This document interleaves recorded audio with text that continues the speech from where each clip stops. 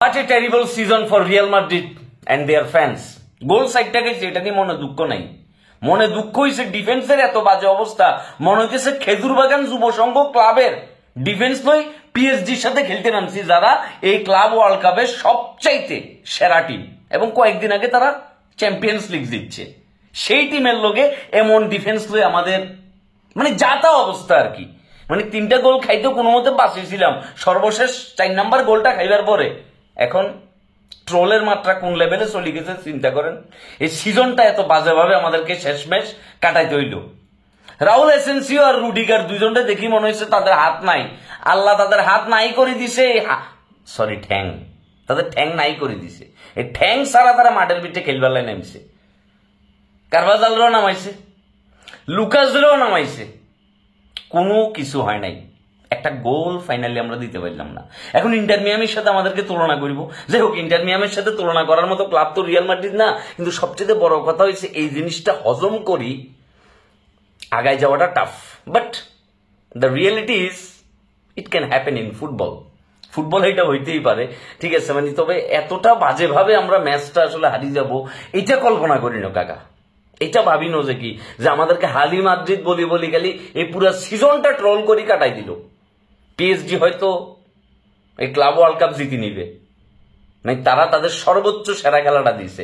আমরা আমাদের attacking midfield defence কোথাও আমাদেরকে খুঁজি পাওয়া যায় না। পুরো মাঠের ভিতরে মনে হইতেছিল, যে বললাম না, খেজুরবাগান যুব সংঘ বনাম পিএসজি, যারা কিনা চ্যাম্পিয়ন্স লিগ দিচ্ছে তাদের সাথে এই লেভেলের খেলা আমরা দিচ্ছি। আফসোস আফসোস আফসোস, ভালভার্দে, বেলিংহাম, ভিনিসিয়াস, তারপর হয়েছে আমাদের এই এমবাপ্পে, কাউরে খুঁজি পাওয়া যায় না। চুয়োমেনি ব্যাগ সুনা খাই পথে পথে বাজারে বাজারে ড্রেনে ড্রেনে রাস্তায় রাস্তায়। জানি ফেসবুকে ঢুকলে এখন তোমরা প্রচুর পরিমাণে ট্রোল করবা, সুতরাং তোমরা ট্রোল করবার আগে আগে আমাদের ভুলগুলো আমরা বলে নিতেছি যে আমাদের কি পরিমাণ ভুল ছিল। আসলে ম্যাচে আমরা আমাদের যথেষ্ট পরিমাণ এফোর্ট দিতে পারি নাই। মানে বুরুশিয়ার সাথে যে ম্যাচটা খেলছি, ওই ম্যাচটাও যদি খেলতাম অন্তত 2টা গোল আমরা পরিশোধ করতে পারতাম, অন্তত 2টা গোল আমরা পরিশোধ করতে পারতাম। বললাম না, মানে এটা গেমটা এরকম হয়ে গেছে যে জার্মানির লোকে সৌদি আরব খেলতেছে, জার্মানির লোকে কাতার ফুটবল খেলতেছে, এমন একটা অবস্থা হয়ে গেছে। যাই হোক, ক্লাব ওয়ার্ল্ড কাপটা ভালোভাবেই শুরু করছিলাম আমরা, এবং শুরু করতে করতে জার্নি আমরা সেমিফাইনাল পর্যন্ত আসছি, এবং ফাইনালি সেমিফাইনাল থেকে আমাদেরকে 4টা গোল খাই পিএসজি থেকে বিদায় নিতে হয়েছে। এবং লুকা মডরিচের জন্য খারাপ লাগতেছে যে আমাদের এই লেজেন্ড ফাইনালি ক্লাব ছাড়ি চলে যাইতেছে। অতিমাত্রায় স্টার হয়ে যাওয়ার কারণে আমাদের এই অবস্থা। এমবাপ্পের ভাই আমরা তো খুশি, কিন্তু এমবাপ্পে হয়তো মনে মনে এখন প্রচন্ড পরিমাণে রিগ্রেট ফিল করতেছে যে আমি কেন পিএসজি চাইলাম। আমি যেটার জন্য পিএসজি চাইলাম এই সিজনে পিএসজি সেই কাম করে দেখাচ্ছে। যাই হোক বাবু, মন খারাপ করবার কিছু নাই, ফুটবলে এটুকু হইতেই পারে। খুবই বাজে অবস্থা গেছে আমাদের, এবং এটা একটা ট্রমা যে আমরা হয়তো চামুজে এই সিজন এটা পুরাটা আমরা ভুলি যাইতে, কিন্তু চাইলে তো আর ভুলা যায় না।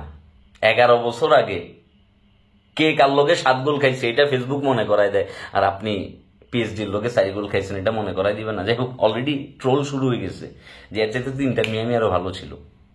হাফ টাইমে তারা কোনো গোল হজম করে নাই, হাফ টাইমের আগে তারা 4টা খেয়ে ফেলছে। যে ইন্টার মিয়ামির সাথে তুলনা করার মতো ক্লাব রিয়াল মাদ্রিদ না। এখন বলবেন যে চাপাবাজি করতেছি, মানে 4 গোল খাওয়ার পর আমার মুখ বন্ধ হইতেছে না। আমরা বাজে খেলছি, এটা ট্রু, এটা অস্বীকার করার কোনো সুযোগ নাই। এবং পিএসজি হয়তো চ্যাম্পিয়ন হইতে যাচ্ছে, এবং চেলসি যে টাইপসের টিম এবার যেই লেভেলের খেলা দিচ্ছে, একটা হাড্ডাহাড্ডি ফাইট হবে এটা ফর শিওর। বাট পিএসজি এই রেসে আগে থাকবে। But as a Madrid fan I feel very sad যে আমাদের অন্তত 1-2টা গোল দেওয়ার দরকার ছিল। যাই হোক, end of the day, till die, Hala Madrid, Hala Madrid, Hala Madrid.